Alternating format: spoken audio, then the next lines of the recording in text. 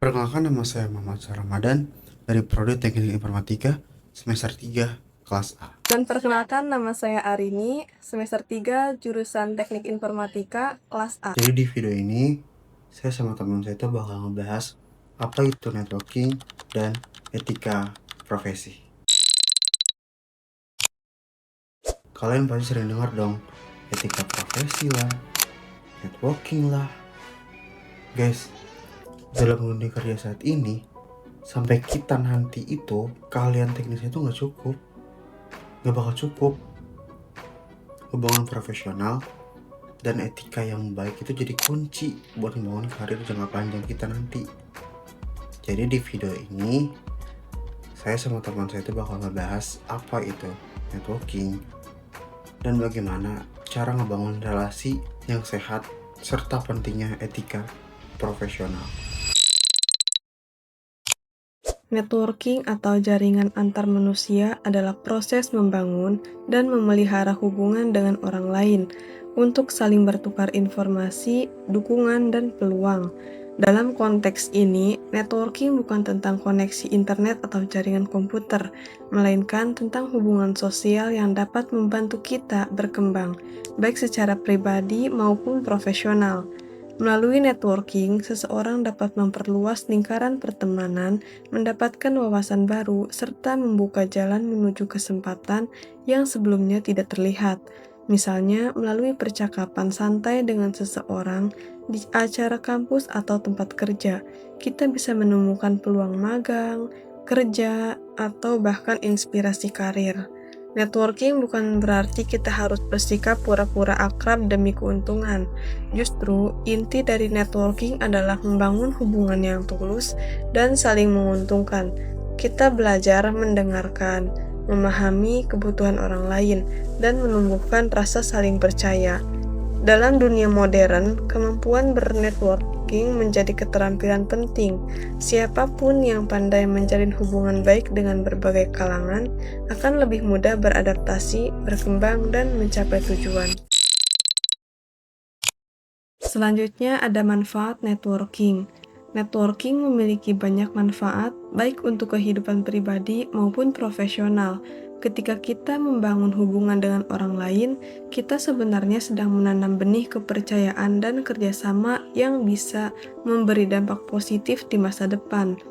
Salah satu manfaat utama networking adalah membuka peluang baru. Melalui relasi yang luas, kita bisa mendapatkan informasi tentang lowongan kerja, proyek, atau kegiatan yang sesuai dengan minat dan kemampuan kita. Kadang, satu pertemuan kecil atau obrolan ringan bisa membawa kesempatan besar yang tidak pernah kita bayangkan sebelumnya. Selain itu, networking membantu kita belajar dari pengalaman orang lain. Dengan berinteraksi dengan berbagai latar belakang, kita bisa mendapatkan sudut pandang baru, ide-ide segar, dan inspirasi untuk berkembang. Misalnya, dari seorang teman yang sudah berpengalaman di bidang tertentu, kita bisa belajar cara menghadapi tantangan atau menemukan strategi yang efektif. Networking juga bermanfaat untuk meningkatkan kepercayaan diri. Semakin sering kita berkomunikasi dan berinteraksi dengan orang baru, semakin terlatih kemampuan sosial kita. Ini membantu kita lebih mudah berbicara di depan umum, bernegosiasi, dan menyesuaikan diri dalam lingkungan baru. Terakhir, networking menciptakan dukungan sosial dan profesional. Dalam perjalanan hidup, kita tidak bisa berjalan sendirian. Relasi yang baik dapat menjadi sumber motivasi, bantuan, bahkan semangat ketika kita sedang menghadapi kesulitan. Jadi, dengan networking, kita bukan hanya membangun koneksi, tapi juga membangun masa depan yang lebih luas dan penuh peluang. Banyak orang sukses bukan cuma karena pintar, tapi juga karena punya koneksi yang kuat dan kredibel. Selanjutnya, ada cara membangun networking yang lebih efektif, yaitu membangun networking yang efektif bukan hanya soal mengenal banyak orang, tetapi tentang bagaimana kita menciptakan hubungan yang berkualitas, saling percaya, dan saling menguntungkan. Dalam dunia yang semakin terhubung seperti sekarang, kemampuan untuk bernetworking dengan baik menjadi salah satu keterampilan penting yang bisa menentukan kesuksesan seseorang, baik di dunia kerja, pendidikan, maupun kehidupan sosial. Langkah pertama dalam membangun networking yang efektif adalah menanamkan sikap terbuka dan percaya diri. Ketika bertemu orang baru, tunjukkan rasa ingin tahu yang tulus, dengarkan cerita mereka, tanggapi dengan sopan, dan hindari terlalu fokus pada diri sendiri. Orang akan merasa nyaman jika kita memberi perhatian dan menghargai pandangan mereka.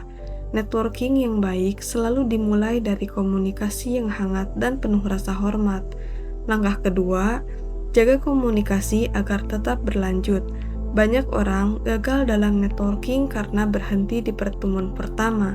Padahal, hubungan baru bisa terbangun ketika ada komunikasi yang berkelanjutan. Cobalah untuk tetap berhubungan, misalnya dengan pengirim pesan singkat, menyapa di media sosial, atau bertanya kabar secara berkala. Hubungan yang dijaga dengan niat baik akan menjadi investasi sosial yang berharga di masa depan. Selanjutnya, perluas lingkungan pergaulanmu. Jangan hanya bergaul dengan orang-orang yang sudah dikenal. Cobalah mengikuti kegiatan organisasi, komunitas, seminar, atau acara yang sesuai dengan minatmu. Di sana, kamu bisa bertemu orang-orang baru yang memiliki tujuan dan semangat serupa. Dari satu pertemuan, bisa saja muncul kerjasama, ide baru, atau bahkan kesempatan karir yang tak terduga. Langkah keempat adalah menunjukkan nilai dirimu melalui tindakan nyata. Networking yang efektif bukan tentang memamerkan diri, melainkan tentang memberi kontribusi, misalnya menawarkan bantuan, berbagi pengetahuan, atau sekedar menjadi pendengar yang baik. Ketika orang melihat kita tulus dan dapat diandalkan, mereka akan dengan senang hati menjalin hubungan lebih dalam. Selain itu, jaga reputasi dan etika profesional. Dalam networking, kepercayaan adalah kunci utama. Tepatilah janji, bersikap sopan, dan hindari membicarakan hal-hal negatif tentang orang lain. Reputasi baik akan membuat orang lain merasa aman untuk bekerja sama dengan kita. Dan yang terakhir, jadilah diri sendiri. Tidak perlu berpura-pura atau menyesuaikan diri secara berlebihan, hanya demi diterima.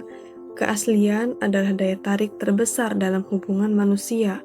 Orang akan lebih menghormati dan percaya pada seseorang yang jujur, konsisten, dan apa adanya. Dengan menerapkan langkah-langkah ini, networking bukan lagi tentang sekedar memperbanyak kenalan, tetapi tentang membangun jaringan yang kuat, saling mendukung, dan memberi manfaat jangka panjang.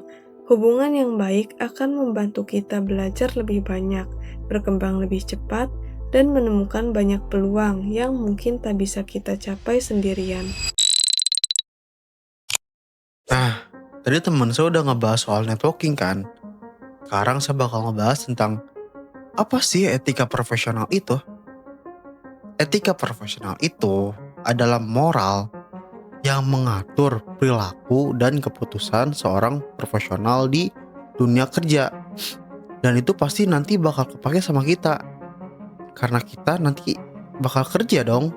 Dan kita juga bakal jadi seorang profesional. Nah, fungsinya etika profesional itu buat apa? Yang pertama, itu buat nunjukin integritas kita. Yang kedua tuh buat nunjukin kejujuran kita. Yang ketiga, itu buat nunjukin rasa hormat kita ke orang lain, ke rekan kerja kita, atau nanti ke klien kita. Itu bukan hukum tertulis, tapi itu pasti bakal nentuin reputasi kita. Jadi, etika profesi itu sangat penting banget. Itu bakal penting banget dan bakal pakai di dunia kerja nanti. Nah, prinsip yang pertama itu ada integritas. Integritas itu apa? Integritas itu jujur, nggak manipulasi, dan juga dia konsisten sama perkataan dan perbuatan dia. Bahkan saat nggak dia awasin sama atasan juga dia tetap konsisten sama perkataan dan perbuatan dia. Nah, Prinsip yang kedua itu komunikasi yang sopan, baik secara lisan maupun secara tulisan. Ya iya dong, masa kita ngomong sama atasan kita pakai bahasa yang gak sopan, sama klien kita pakai bahasa yang gak sopan? Emang nanti klien kita bakal tertarik kalau kita pakai bahasa yang gak sopan? Ya enggak dong, dan itu juga masuknya gak beretika. Prinsip yang ketiga itu tanggung jawab dan disiplin waktu. Kita harus tanggung jawab sama semua tindakan dan keputusan yang kita lakuin. Semua itu pasti ada konsekuensinya. Kalau disiplin waktu, kalian pasti udah pada tahu lah. Harus datang tepat waktu, nggak boleh telat. Masuk jam 7, datang jam 7. Jam masuk jam 7, datang jam 9. Dan itu juga bisa diterapin di kampus kita sekarang, kita pas kuliah ini. Ya walaupun kadang saya juga suka telat kalau datang ke kampus. Dan habit-habit itu nggak boleh dibawa sampai kita kerja nanti. Karena itu bakal ngaruh ke reputasi kita di tempat kerja nanti. Bakal ngaruh banget, pasti bakal jadi omongan orang-orang juga kalau kita telat terus di tempat kerja itu. Nah, prinsip yang keempat dan terakhir itu, kita harus menjaga privasi dan kerahasiaan orang lain. Misalkan kalian dapat informasi sensitif dari perusahaan atau klien kalian, ya kalian harus menjaga informasi sensitif itu, gak boleh sampai bocor ke orang lain. Kalau sampai bocor, berarti kalian gak profesional. Contoh simpelnya di lingkungan kampus gini aja deh. Misalkan kalian cerita ke teman kalian tuh ngomong, cerita ini kita berdua aja yang tahu ya, jangan sampai bocor ke orang lain. Tapi teman kalian malah cerita ke orang lain, ke teman kalian juga. Nah, berarti teman kalian yang itu dia nggak bisa ngejaga privasi dan kerahasiaan kalian. Nah gitu contoh simpelnya. Nah selanjutnya saya bakal bahas soal gimana sih cara beretika saat melakukan networking. Nah yang pertama itu, jangan langsung minta tolong, tapi bangun hubungan dulu. Contohnya kayak gini, ini contoh buruknya ya. Orang baru kenal, terus kalian langsung minta kerjaan, itu kan gak sopan. Pasti kalian bakal ditolak atau diabaikan. Contoh baiknya kayak gini, kalian bangun obrolan dulu sama orang itu, terus berbagi insight. Kalau apa dengan cara yang sopan, pasti kalian dapat peluang. Nah, itu juga kenapa saya sering share link ke grup. Itu juga buat kalian juga, biar kalian bisa ngebangun relasi sama orang lain. Saya sering aja kan, ikut coding camp ini yuk, ikut community builder ini yuk. Itu buat kalian juga, buat kalian ngebangun relasi, biar kalian kenal sama banyak orang, gak di lingkungan itu doang. Karena itu buat masa depan kalian juga. Relasi itu penting buat kalian. Kalau kalian gak punya privilege, ya kalian harus ngebangun privilege itu. Nah selanjutnya itu, yang kedua tuh hargai waktu dan privasi orang lain. Kalian gak boleh ngechat atasan kalian jam 2 malam, itu gak sopan. Dan ke dosen pun gak boleh, itu gak sopan. Ngechat jam 2 malam itu waktunya udah tidur, waktu orang istirahat. Weekend itu waktunya orang istirahat juga. Kalau kalian ngeganggu di waktu itu, kalian gak sopan, jatuhnya gak beretika. Karena kalian gak menghargai waktu dan privasi orang lain. Nah yang ketiga itu, gunakan bahasa yang sopan dan profesional. Kalian gak boleh ngomong sama klien kalian atau sama atasan kalian pakai bahasa sini, yang bahasa ibu yang di sini ini. Bahasa kayak yang kalian tahu lah, sering kalian pakai sehari-hari. Itu gak boleh dipakai di tempat kerja kalian nanti, atau pas kalian ketemu sama klien kalian ngomongnya pakai bahasa sini, itu kan gak sopan. Kalian harus ngomong pakai bahasa Indonesia yang baik dan benar. Dan juga kalian harus belajar bahasa Inggris, karena bahasa Inggris itu bahasa internasional. Kalau kalian ketemu klien orang luar gimana? Kalian yang gak bisa bahasa Inggris. Nah, jadi mulai sekarang juga kalian belajar bahasa Inggris dan terapin bahasa Indonesia yang baik dan benar.